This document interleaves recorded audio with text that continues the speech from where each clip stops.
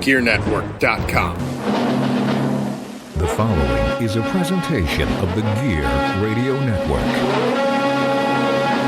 Hey, this is Kip Winger, and you're listening to the All Bets Are Off podcast with Robbie Vegas.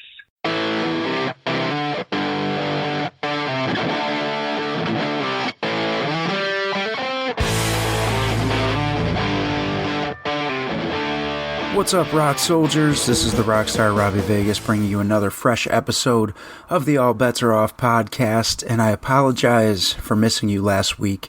You can probably hear it in my voice.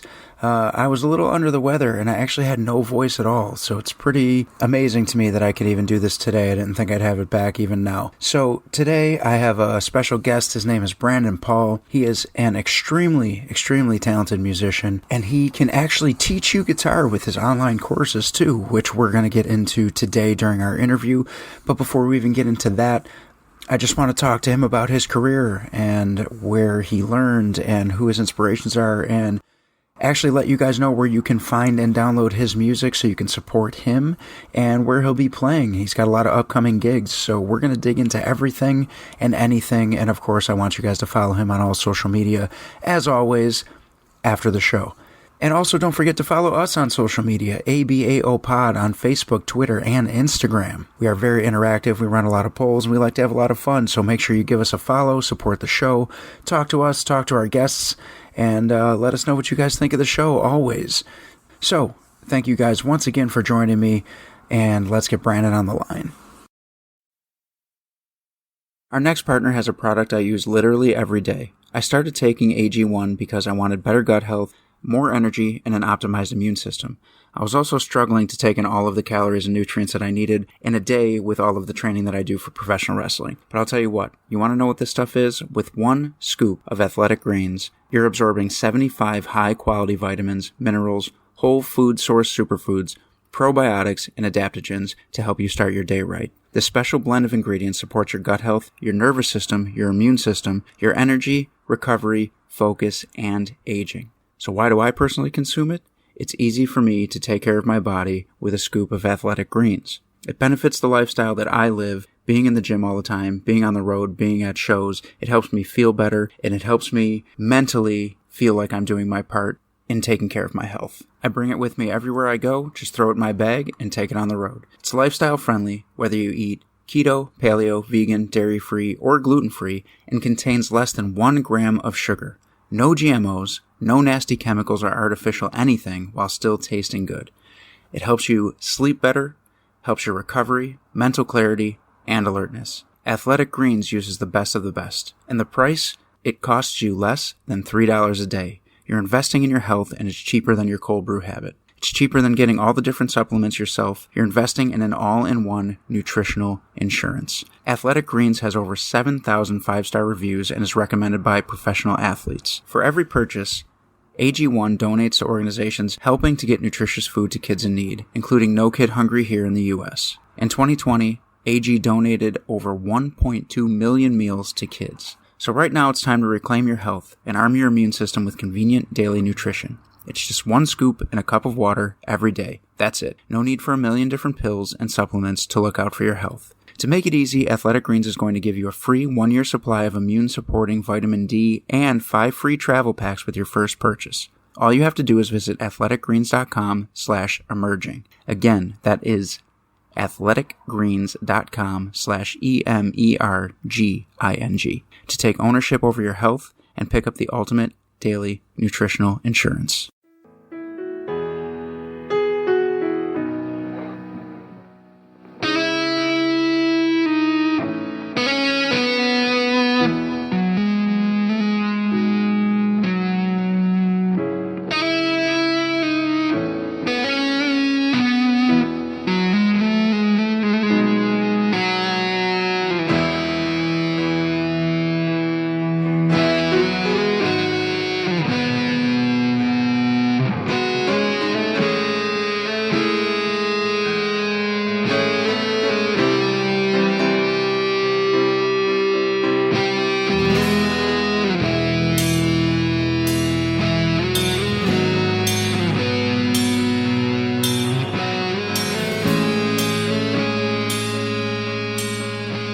So, Brandon, thank you so much for being here on the All Bets Are Off podcast for the very first time. I truly appreciate you, man. Thank you, Robbie, for having me. It's nice to meet you over the phone. And I appreciate you having me on. Yeah, of course, man, of course. So I want to take this back to the beginning for you, and I want to know, when did you discover that you had a love for the guitar? That happened when I was 16 years old. I started playing guitar really late. I was actually an athlete. I played basketball. I was a traveling basketball player at a young age. Music wasn't really my thing. I mean, I listened to music. My mom played a lot of music in the car when we were driving. So, you know, it was always there. But to be honest, I never really paid attention to the guitar itself at that point until, like I said, I was 16 and my buddy in high school started playing and he kind of turned me on to it. The irony is when he first got a guitar, I was kind of like, what are you doing? And then it grew onto me. I mean, it took a good few sessions for me to actually like really be into the guitar. And then I got a bug, and then now it's just been obsession ever since. That's so wild too, because normally you hear people say, oh, when I was like 5 years old, I heard Black Sabbath or something, and it just went from there. So that's actually really cool. It's a different story. So when you did find yourself, you know, really getting into it more and more, who or what was inspiring you?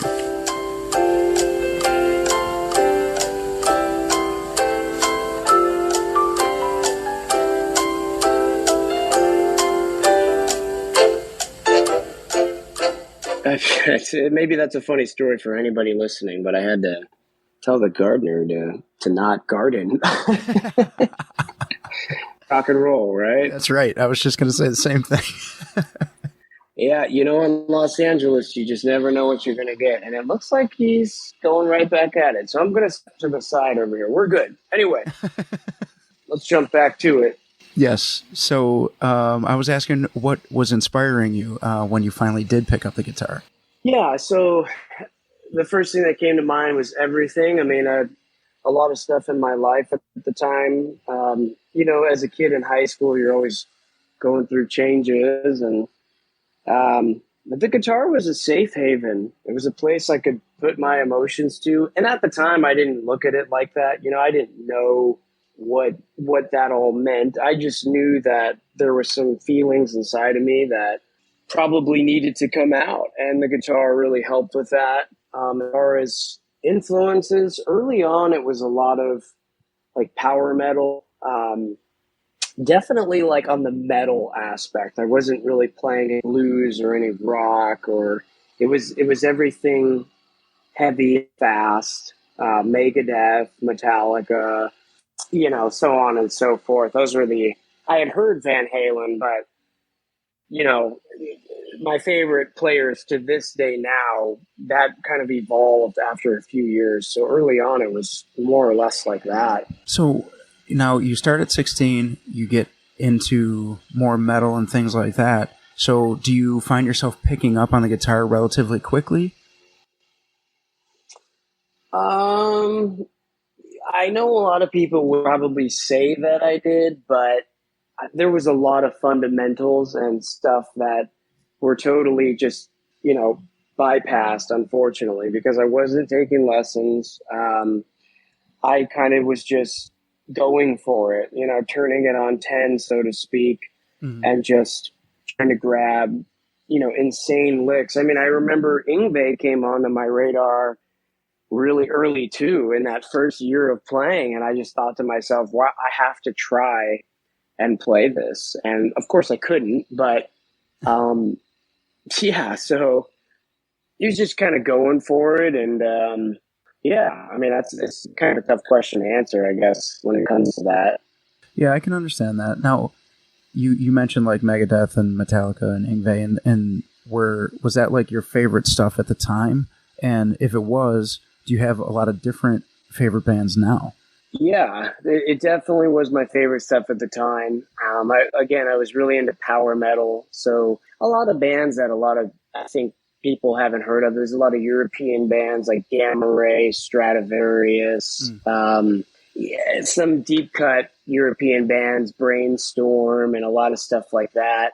which are very popular out towards those ways. I think even still to this day. But moving forward or fast forward, I don't really have much interest in that music as much anymore. No, I mean, if it came on like shuffle on my iTunes, or if, somebody was talking about it, or if I happened to stumble into a venue and one of those bands was playing, I would totally respect it and I would enjoy the experience. But my taste has without a doubt changed. I don't want to say evolved because everybody's different, you know what I mean? But for me, the hard metal stuff, I've kind of just gone less and less from that and more towards blues and blues rock. I mean, my music is still, without a doubt, hard rock, and it's heavy, but it's, say, more classic style, like Eddie Van Halen, Randy Rhoads, that whole sort of thing, as opposed to like a 7-string or like, super fast metal, like basically what I was saying. So, yeah, it's changed. Absolutely. So how old were you when you actually started performing live? Well, my first show, which was a complete disaster, was, it was terrible. That was at my high school talent show when I was, let me see here, was I a sophomore or a junior? I believe I was a junior. Mm-hmm. So 2.5 years into my playing, it was my first show. I don't even really consider it part of performing because, I mean, it was a one-off, and not only that, it didn't go well. My amp wasn't working. It was disastrous. But past that, when I started actually like performing in bands, mm-hmm. I would say right when I started college. So when I was 19, something like that, I played in this progressive metal band, and we were performing around West Los Angeles and in Hollywood. So that's about when I started, I would say. And that's like playing, the Whiskey A Go-Go, playing like legitimate venues. So that's what I kind of would consider performing, I guess. That's a pretty legendary venue to be performing at 19. Yeah. I think the circumstances are a little different because it's most certainly ticket sales, and it's not like there was a big crowd for us. Anytime we were Whiskey, there was probably like 20 people there during our time slot. But nevertheless, I mean, absolutely, it's one of the most iconic venues in the entire world. I've probably played that stage at least 100 times since. And yeah, I have shows coming up where I'll be playing there this year again. So it kind of started there, and I feel like it might end there. I don't know. We'll see. Well, when you first started playing with bands, are you writing originals? Are you playing covers? Are you doing a mix of both? What's happening there? Yeah, so it was all original, 100%. There was no covers whatsoever. When I was at my house, of course, playing and building my technique and my chops, that was 100% covers for the most part. I mean, all I wanted to do was, like I said, whichever guitar player was on my radar, I was obsessed with trying to learn the licks. So it was Yngwie, and then it was some of the power metal guys. I mean, Michael Romeo, and then it turned into like progressive stuff, Dream Theater, John Petrucci, and then I started kind of exploring Randy Rhoads and the Ozzy guitar players, and I can digress and go on to that for a while, but when I was performing, probably actually for the first 10 years, I was never once in a cover band. Wow. I didn't have anything. Yeah, I didn't have anything against it. I just truly believed in original music. I never liked the idea of being in a cover band or, a tribute band or anything like that. So it was definitely all originals. Absolutely. So what changed your mind? Because I'm assuming that you've played with cover bands now because you said you didn't for a while. So does that mean you currently will or do?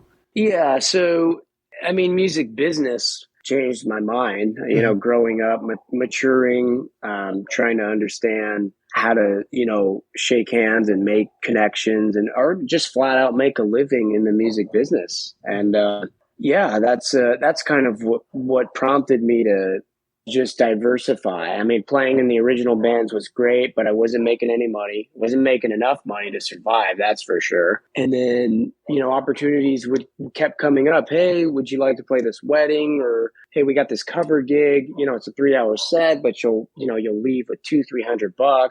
At the time, I was like, wow, yeah, I mean, that sounds great. I mean, every other show I've done as an original band, I've made like nothing, Right. So, music business and just the reality of making a living. And, fast forward to today, which I'm sure we'll get into, is, I do play in a really popular tribute band that makes great money and does really well, plays huge shows. The business just totally makes sense.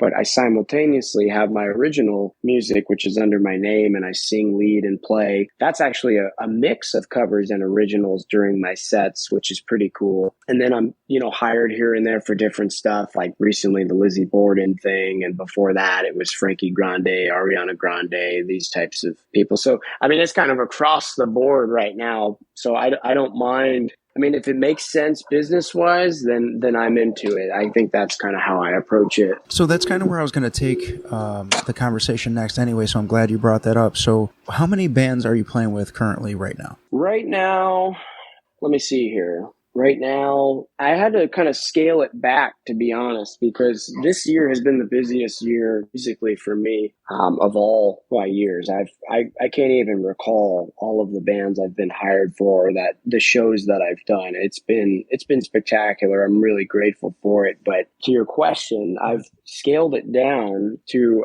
right now. It's 2 bands. It's 2 to 3. Let's say that. So I play in this Def Leppard tribute. They're really, really great group of guys. And Def Leppard themselves has actually promoted this band, which is amazing. They've done a show with Rick Allen. This is a little while back. This band has been around for like 20 years. Yeah, I just joined a couple months ago, and it's been amazing. On a side note, we fly out tomorrow to Texas for a gig, and then we're cruising to Alaska the next week for gigs. And It's an amazing, it just makes sense. It's like I was saying, it makes sense. So I'm playing with them. They play quite a bit throughout the year. So that's a consistent thing. I have my music, which I'm going to be back in the studio pretty much in the next month or two, and then releasing music. And I have some shows in Q4 of this year with that. And, I just did the M3 Festival with Lizzie Borden. And, there's been some talks of possible tours and possible shows coming up. So I'm just, waiting for the call to come in with him. So that's what I meant by 2 to 3 bands. That's kind of where I'm at. I've scaled it back. I mean, I very well could go and play in this cover band, and then that another tribute band, and then this and this, and that's what I was doing. But I found my brain was so racked, and I was unable to really focus on my own music. And then I have my teaching stuff, so it can get kind of crazy. Let's just put it that way. You sound like you keep yourself fairly busy too, and by fairly busy I mean extremely busy. So something like Lizzie Borden comes up. How does that, walk us through how that happened? Like, you just get a call and come in and try out, or did they just straight up wanted you to jump in? How does that work? Yeah, I think it can work both ways. You just said it just depends on one situation. In this particular situation, I received a message on Instagram from Joey, the drummer, and he said, we're looking for a guitar player for the M3 festival coming up. And that was, I think, about a month out. Maybe it was about 3 weeks out from that show. And we wanted to know if you'd be interested. I got back to him. I said, absolutely. I didn't hear back from him for about 2 weeks, which was kind of a good thing at the time, because I was flying around a bunch. I was so busy with gigs that I didn't even know if I could commit at the time to anything else, but it all worked out timing wise. So he messaged me. And it was through referral. That's essentially the answer to this question. It's all referral when it comes to music business. I mean, sometimes people see you online these days and they find you like that. I mean, that's obviously a huge outlet, but it was all through referral. So I think when I talked to Joey later on about it after the festival or something, or, around the travel time, I said, so, hey, can you remind me again, how did you find me? And he named someone's name. He's like, oh, this person recommended you. And I was like, oh, okay. Yeah, that's how that went. So. Oh, cool. Now, yeah. When I'm talking about your solo music and things like that, was your first release, was that the 2016 Reflections, or did you have things prior to that? No, that was definitely the first original EP I had ever put out for my solo stuff. Yes. I mean, I had put out music with a couple of the bands that I was in before that, when I was early 20s, but I don't even think those are even out there anymore. I think those were put out like on MySpace, stuff like that. I don't even think Spotify wasn't even a thing then. So, oh my God. Yeah. I remember releasing music on MySpace. Holy shit. Yeah. Yeah. So, but Reflections was the first thing that I did that in my bedroom too, that entire thing. Sounds like it too. Yeah.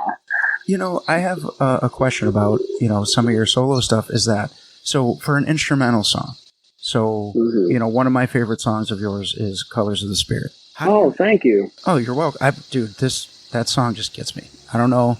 Just gives me goosebumps. It's one of those songs that you just put on and it just hits you, And I was curious, like, how do you come up with names for instrumental songs? Because normally, right, a song is named after the lyrics. Well, there's no lyrics. So how did you get that? Man, that's honestly a great question, because I was asking myself that question when I was writing some of these songs. I remember I had written a batch of songs that have not been released, and they never will be, because I don't think they meet my standard of what I want. But I remember when I was writing them, I was still thinking guitar-wise. I was thinking more instrumentally, and it sounds totally ironic because it is an instrumental album. But I wasn't thinking emotionally enough. And I remember even asking my buddies. I would send them some of those demos. Colors of the Spirit was one of them. I sent it to one of my buddies, close friend, and I said, "What does this song make you feel?" And I would get feedback from different people about what feelings it invoked. And that would kind of help me dictate some song titles. But when I started listening back to the songs myself and further writing thereon of songs on that record, I remember saying, well, Brandon, you really got to just choose an emotion and you need to go with it. So Colors of the Spirit is essentially, it's just a fancier way of saying, a mix of emotions that I have inside. That's basically what that song kind of is about. And that song's more or less like a sad kind of vibe, I think. But with Black Stallion, I actually just wrote that about a black stallion. I imagined what a black stallion horse galloping. It sounds silly, but that's what I imagined. And I kind of just started thinking towards that and trying to piece it like that. It's really hard to put names to instrumental songs, truthfully, though, because I've heard from some of the most successful instrumental guitar players, I've heard them just crack jokes like, you just throw a name on it, jam number 12. And then that could be a name, So I think there's like some old Vinnie Moore stuff, or even probably, Satriani, Sach Boogie. He's really just boogieing in A minor, and it's a phenomenal, but he just calls it Sach Boogie. There you go, right? Well, as I'm listening to your record, every single song, I'm like, these names are fucking cool, but where do they come from? So it was just, right. But no, I do like Colors of the Spirit makes perfect sense. Like, and you're right, it is like it does invoke a lot of like sad feelings without words. So it's just a great song.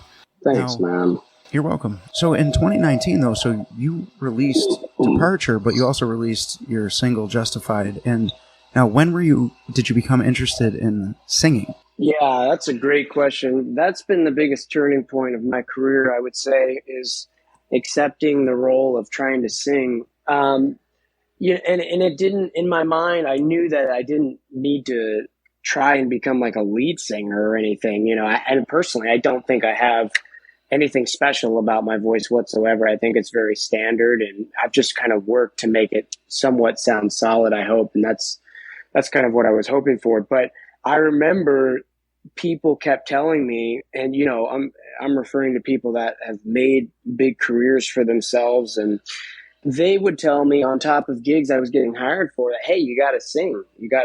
You don't need to sing lead per se, but you need to at least be singing harmony and, backup vocals. And then I started looking into all these bands that I wanted to really be in. And I was like, wow, if I'm going to step into a huge band or a national act, I mean, that makes sense. I kind of have to sing. So that became a necessary thing. I was like, well, you definitely have to train somewhat because you're always going to be singing backups in any band you're in for the most part. But the drummer that's on the Departure record, he really pushed me to try and do the lead singing thing. While we were recording Departure, we recorded those drums, most of the record actually, we recorded in Jackson, Mississippi at Malaco Records. And I remember when we were doing the guitar parts, the drums are already done. He was sitting next to me, and I think out of nowhere, he was like, you should start singing, Brandon. And I was like, dude, I'm doing an instrumental record right now. Like, why are you bringing this up? And he's like, I just think you could do more or something like that. And it kind of just grabbed a hold of me. And, I ended up just kind of taking it from there. And, that's where it started. And I just got really obsessive about it, just like guitar. And, just realizing that it's only going to make me more of a valuable musician, and I could do more. I could start my own band. I could start my own. I don't need a singer at that point. Sorry for this gardener, man. I told this guy to, he didn't listen, did he? He was like, I'm going to make his interview really complicated right now. Yeah, I don't know. Yeah, he was just like, fuck him. Yeah, pretty much. And I went out there and I told him, I said, hey, man, can you come back 30 minutes? No, I can't do that. I have to do it now. I'm like, all right. So, yeah, anyway. Let me ask you this then. So your next release, is that going to be another instrumental, or are you taking the reins and you are the lead singer and guitarist on the next release?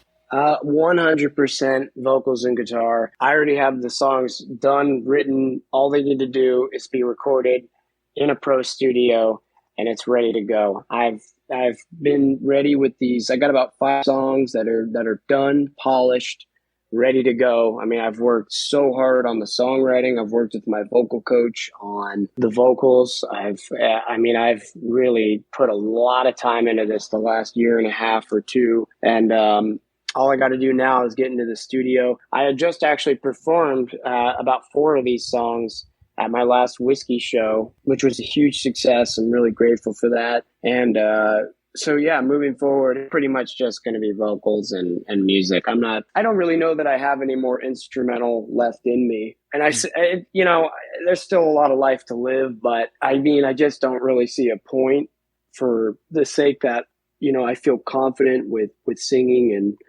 and at least being solid on that front. I've been writing songs forever, so that's not really an issue. It's just getting a vocal to sound solid, and I think I've reached that point for myself. So there's just no reason to do an instrumental, I think. So when are we looking at a release? Do you have like a certain time frame in mind? Oh, absolutely. Time frame, yes. Select date, no. But time frame is this year. I mean, I have a whole plan that's already been laid out. All I need to do is just go record the music, and I'm essentially going to release at least 2 to 3 songs. I'm going to go single by single. I'm going to go probably 2 to 3 songs by the end of this year. I mean, my plan is to put a song out, wait a couple months, put another song out, but this is kind of becoming like the new method for artists these days, I see. So I'm trying to jump on that and keep the fans constantly engaged while I book shows around that. That's pretty much been the business plan. So yeah, I'm going to go single by single. I was just going to do a whole record. I actually went in and recorded a whole record, believe it or not. I recorded a whole record last year. Yeah, vocals and all. And I didn't even put it out. I remember, some people were like, don't do it that way. You should go single by single. And it's a long story, but I essentially wrote some new songs and just I'm just going down this path. I think it's going to be a lot more effective. I can put music videos to these or lyric videos and you can just, I think if you spread it out this way, it might be a safer bet. We'll see, though. I don't know. Are we ever going to hear the ones that you recorded last year? A couple of them, yes, but Okay. they're not going to be those recorded versions. They're updated with arrangement. Obviously, the vocals are stronger. It's been over a year or whatever. Everything is just better. So you will not hear the ones that were done at that time, but there are a couple of those songs that I did. So Very cool. yeah. So let's curve into the other thing that's keeping you busy is your teaching. You have courses and people could sign up and actually learn guitar from you. So when did you realize that you wanted to teach people guitar? Oh, okay. Yeah. So teaching, let's see here. I remember in my early 20s, I started teaching out of really just necessity. I remember this girl that I was dating at the time. She said, for how well you play, why don't you just teach? I'm like, well, I don't really know what do you mean? Like, is that, and she kind of talked me into it, and I started putting out Craigslist ads at the time. And next thing I know, I was teaching maybe one student a week, and then 2 to 3, 4, 5 students a week. And that kind of turned into like, okay, well, I have passion for this. I'm enjoying this. And then I ended up teaching at this place called School of Rock, which is an amazing franchise. They have locations all throughout the U.S. And there's one in West L.A., Brentwood, and I taught there for 5 years.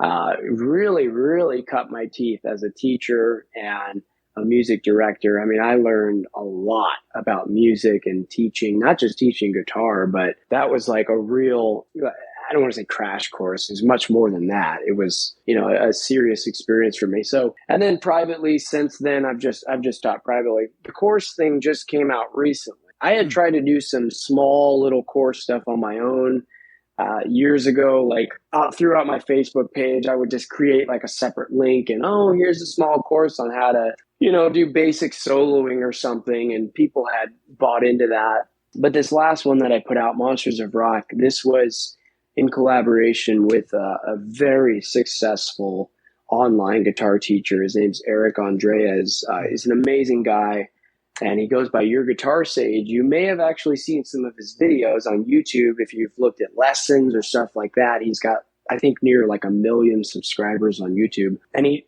co-collaborates with different teachers now. And we did that Monsters of Rock course, and it just came out, I think like a few weeks ago now, or time's flying by. I don't even know anymore. But so that's all encompassing for rock guitar. Anyone who wants to learn, it's beginner, intermediate, and there are some advanced aspects to that as well. So advanced players can learn something from that and take stuff away. But that's pretty much my teaching story in a nutshell. I teach via Skype pretty much while I'm home, in between shows, flight dates, stuff like that. And that's pretty much my bread and butter for the most part right there. Yeah. So how do people sign up for the course? Where can they find that? So the course itself is on Udemy, Udemy, udemy.com. And I always recommend to people that they go to my Instagram first, because if they click that link that's right there in my bio, it gives them a discount. And you save a lot of money, obviously. So they can go to my Instagram, Brandon Paul Official. It's also on my Facebook as well, but it's a little easier to access, I think, on the Instagram platform. It'll send them straight to Udemy. It's called Monsters of Rock. It comes right up. It's got over 7 hours of content. It has over 90 downloadable resources, PDFs, Guitar Pro X files, so you can, import it into whatever software you use. And it's, again, all-encompassing rock guitar. I mean, I'm teaching people from the very beginning with tuning to power chords to playing some Randy Rhoads, playing Eddie Van Halen, to soloing, to techniques such as tapping, basic stuff too, like bending and intonation. There's a lot of versatility in that course. And also, again, pending advanced stuff like caged system and some Jimi Hendrix stuff too. There's Ritchie Blackmore. I mean, there's a lot. 7 hours. I could sit here all day and try to recollect everything I taught in that course, but it's all encompassing for learning rock guitar. It's great for beginners and intermediate players as well. So if someone's beginner and they want to become intermediate, I definitely think that's the course for you. I mean, it's a bestseller. It became a bestseller within the first week. It had over 700 people that signed up for it. Oh, wow. So it's definitely the real deal, I think. I'm very proud of it, and I hope it helps everybody out. I mean, the reviews have been great, and so click on the Instagram link. I hate that damn expression, link in bio. It's so annoying, isn't it? I know what you mean, but it's something it's like an evil necessity. It is. Yes, that's a great way to put it. It is an evil necessity. Well, yeah. Since we're talking about it, plug your Instagram so that people can find you on there, because you post a lot of great videos too. And I think if they just go on there and just see you play and see the videos that you're posting, that in itself speaks for why they should sign up for your course. Well, I appreciate that, man. So all of my social media is at Brandon Paul Official. You could find me on Instagram, Facebook, YouTube. I don't really use Twitter, so I think that is also Brandon Paul Official, but I can't remember the last time I logged into that. I'm very, very active on Instagram, Facebook, and YouTube. Those three are I'm always on there, always posting videos. I post lesson content. I post covers of, solos, whether that be, like I said, my favorite players, Eddie Van Halen, Randy Rhoads. The list goes on.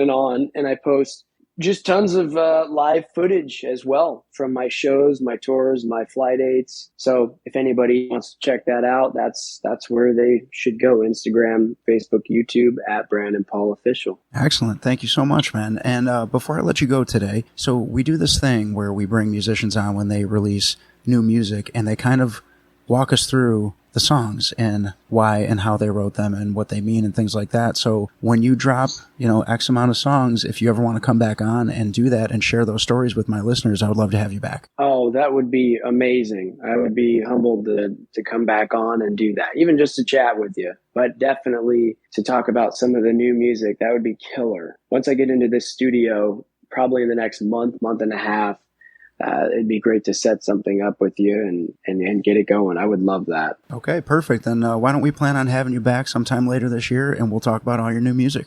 That sounds great. Thank you so much. And thank you, man. Thanks for being patient with me. Again, I'll say it on the show. I told you before we started recording, but I was so sick and I just was having such a hard time getting back to you, but I didn't want to lose out on the interview. So thank you for being patient. Oh, no, it's no problem at all. I'm glad you're feeling better. And I should be thanking you and anybody listening for the patience with the gardener outside and me having to kind of exit the interview for 2 minutes. I thank you for being patient. I hope the sound was okay. I really do. Yeah, man, everything sounds great, and I appreciate you taking the time and the stories, and I'm looking forward to having you back.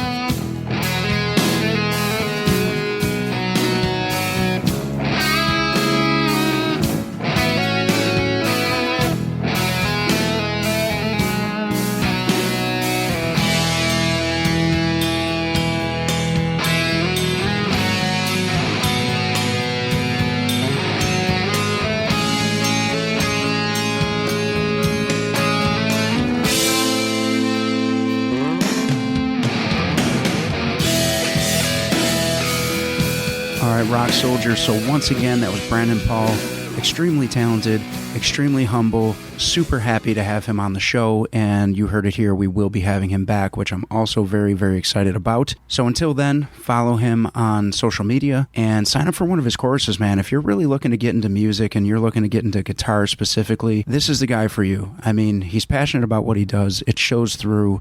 He mentioned that he got a late start starting at 16, but clearly that didn't hold him back because he's phenomenal. So download what's out there now, and we will definitely keep you updated on when his new stuff drops. And we will catch you next week on the All Bets Are Off podcast.